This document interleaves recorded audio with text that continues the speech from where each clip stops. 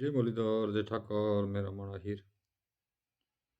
तुमने वीडियो बताओ।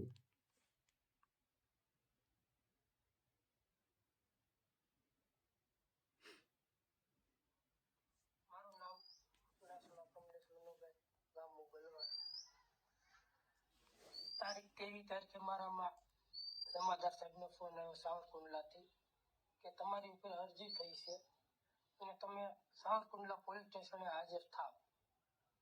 તારીખ 24 તારીખે હું Savarkundla police station town police સ્ટેશનની અંદર ગયો. જમાદાર સાહેબને મેં ફોન કર્યો, સાહેબ હું આવી ગયો છું. સાહેબે મને કીધું તું ઘડીક કેમ ઓલા લોકોને બોલાવું છું જે મારા હાહરિયા પક્ષ છે એને બોલાવ્યો અને મને સાવરકુંડલા પોલીસ સ્ટેશનના ઉપલા માળે ધાબા ઉપર જ્યાં કેમેરા પણ નહોતા અને કાંઈ વસ્તુ નહોતું ત્યાં લઈ ગયા અને મને ત્યાં લઈ જાય અને ઢોર માર મારવામાં આવ્યો છે.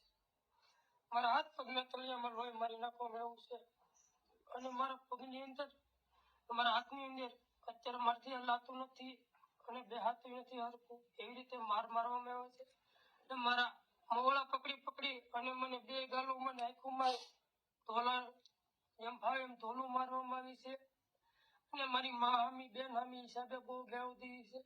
ગુનો શું હતો તારો?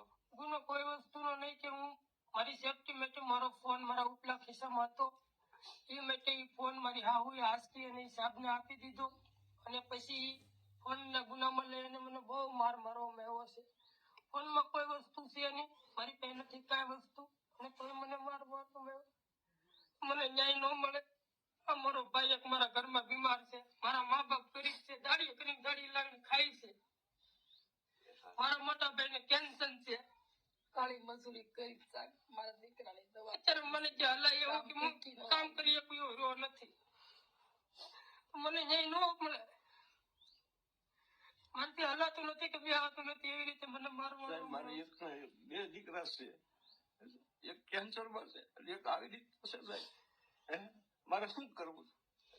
મારી પાસે રૂપિયા નથી, માયા નથી, હું કોઈ વકીલ રાખીને હું ન્યાય મેળવી શકું. જોઈ શકો છો તમે, આ બધા અમે ગરીબ લોકો છીએ. અમારી પાછળ કોઈ મોટા માથા નથી કે કોઈ નથી. આમાં કોઈ વાહન નથી વાળો એટલે અમને આવી રીતે મારવામાં આવે છે, ઢોર મારવામાં આવે છે અને અમને આવી રીતે ત્રાસ ગુજારવામાં આવે છે.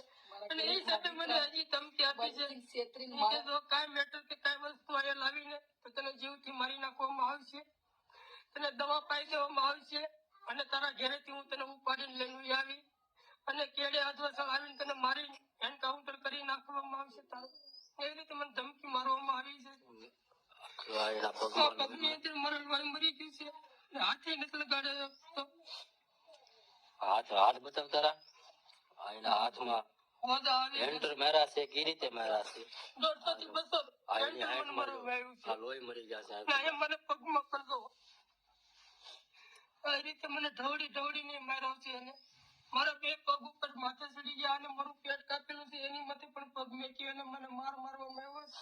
એમને હાથનું ઓપરેશન કરાવ્યું છે. હાથ નાખેલું છે, એની ઉપર બે પગ રાખી અને બે હાથ લઈને મને એન્ટર મારવામાં આવ્યો છે. મોટો પાઇપ લાવી કાઢી મને શું જાય નવી મળે.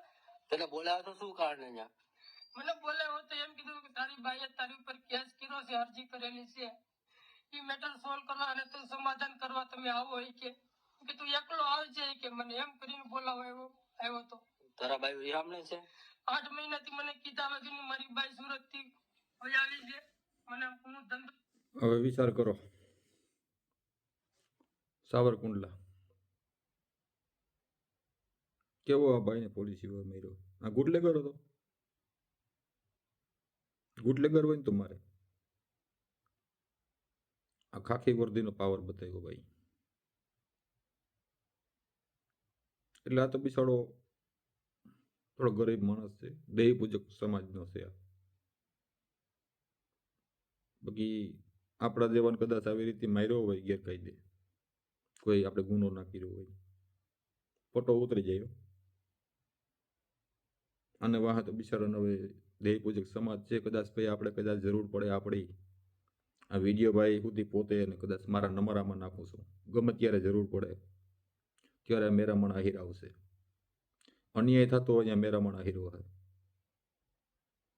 બરોબર, એ તો આ બીજી ગરીબ માણસો છે નાને ધાબા ઉપર લઈને માર્યો.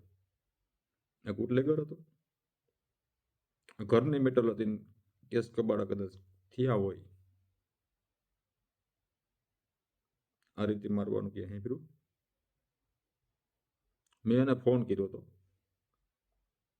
જેને માર્યો ને એને ફોન નહોતો પાડતો. એટલે કોઈને નંબર જતા હોય તો મારી પાસે છે એને ફોન ઉપાડતો નથી.